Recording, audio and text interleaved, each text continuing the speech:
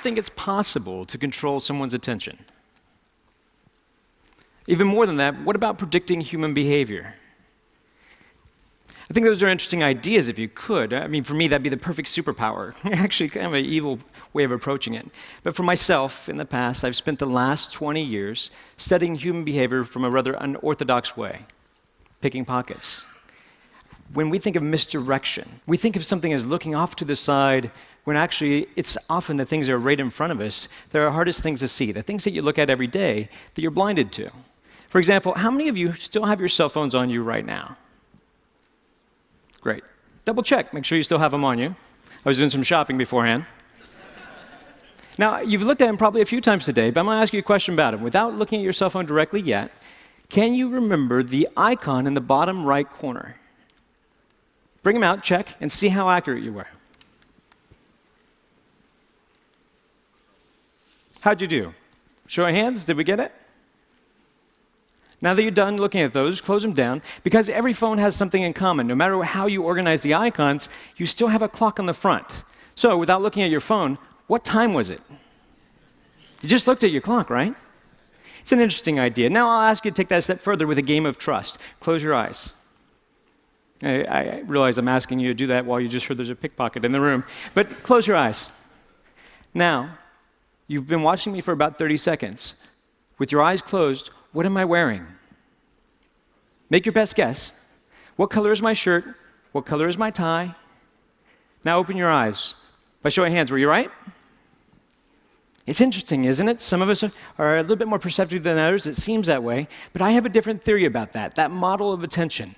They have fancy models of attention, Posner's trendy model of attention. For me, I like to think of it very simple, like a surveillance system. It's kind of like you have all these fancy sensories, and inside your brain is a little security guard. For me, I like to call him Frank. So Frank is sitting at a desk. He's got all sorts of cool information in front of him, high-tech equipment. He's got cameras. He's got a little phone that he can pick up, listen to the ears, all these senses, all these perceptions. But attention is what steers your perceptions, is what controls your reality. It's the gateway to the mind. If you don't attend to something, you can't be aware of it. But ironically, you can attend to something without being aware of it. That's why there's the cocktail effect. When you're in a party, you're having conversations with someone, and yet you can recognize your name, and you didn't even realize you were listening to that. Now, for my job, I have to play with techniques to exploit this, to play with your attention as a limited resource. So if I could control how you spend your attention, if I could maybe steal your attention through a distraction. Now, instead of doing it like misdirection and throwing off to the side, instead what I choose to focus on is Frank, to be able to play with the Frank inside your head, your little security guard, and get you, instead of focusing on your external senses, just to go internal for a second. So if I ask you to access a memory, like, what is that? What just happened? Do you have a wallet? Do you have an American Express in your wallet? And when I do that, your Frank turns around. He accesses the file. He has to rewind the tape. And what's interesting is he can't rewind the tape at the same time that he's trying to process new data.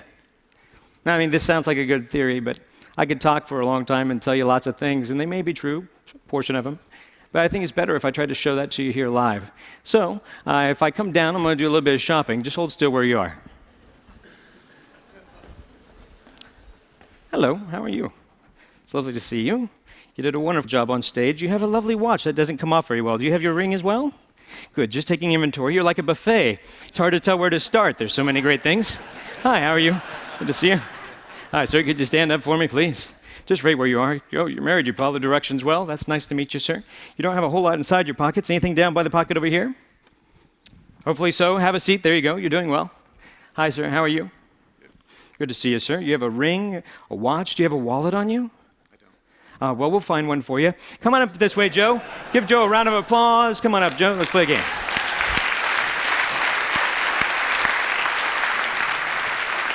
Pardon me. Don't think that I need this clicker anymore. You can have that. Thank you very much. Appreciate that. Come on up to the stage, Joe. Let's play a little game. Now, do you have anything in your front pockets? Money. All right, let's try that. Can you stand right over this way for me? Turn around and let's see. If I give you something that belongs to me, this is just something, a half poker chip. Hold out your hand for me. Watch it kind of close. Now, this is a task for you to focus on. Now, you have your money in your front pocket here? Yep. Good. I'm not going to actually put my hand in your pocket. I'm not ready for that kind of commitment. One time a guy had a hole in his pocket, and that was rather traumatizing. I was looking for his wallet, and he gave me his phone number. It was a big miscommunication. So let's do this simply. Squeeze your hand. Squeeze it tight. Do you feel the poker chip in your hand? I do. Would you be surprised if I could take it out of your hand? Say yes? Very. Good. Open your hand. Thank you very much. I'll cheat if you give me a chance. Make it harder for me. Just use your hand. Grab my wrist, but squeeze. Squeeze firm. Did you see it go? No. No, it's not here. Open your hand. See, while we're focused on the hand, it's sitting on your shoulder right now. Go ahead and take it off. Now, let's try that again. Hold your hand out flat. Open it up all the way. Put your hand up a little bit higher, but watch it close there, Joe. See, if I did it slowly, it'd be back on your shoulder. Joe, we're going to keep doing this till you catch it. You're going to get it eventually. I have faith in you. Squeeze firm. Squeeze. You're human. You're not slow. It's back on your shoulder. You were focused on your hand. That's why you were distracted. While you were watching this, I couldn't quite get your watch off. It was difficult. Yet you had something inside your front pocket. Do you remember what it was? Money? Check your pocket. See if it's still there. Is it still there? Oh, that's where it was. Go ahead and put it away. We're just shopping. This trick's more about the timing, really. I'm going to try to push it inside your hand. Put your other hand on top for me, would you? It's amazingly obvious now, isn't it? It looks a lot like the watch I was wearing, doesn't it? That's pretty good. That's pretty good. Oh, thanks. But it's only a start.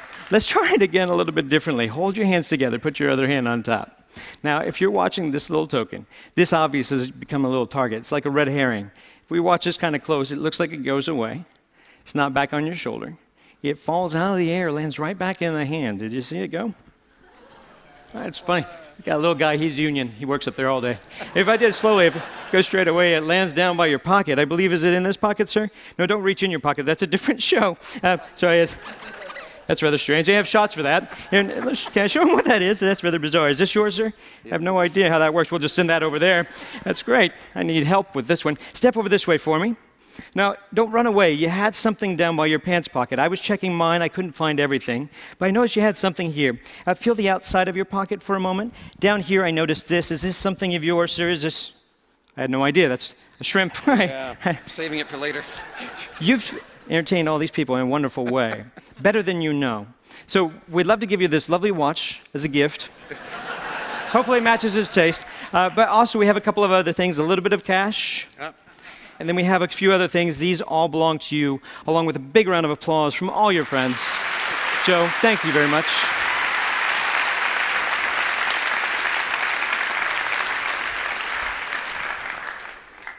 So, same question I asked you before, but this time you don't have to close your eyes. What am I wearing?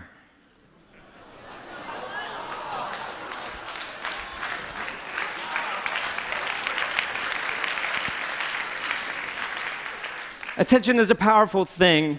Like I said, it shapes your reality. So I guess I'd like to pose that question to you. If you could control somebody's attention, what would you do with it? Thank you.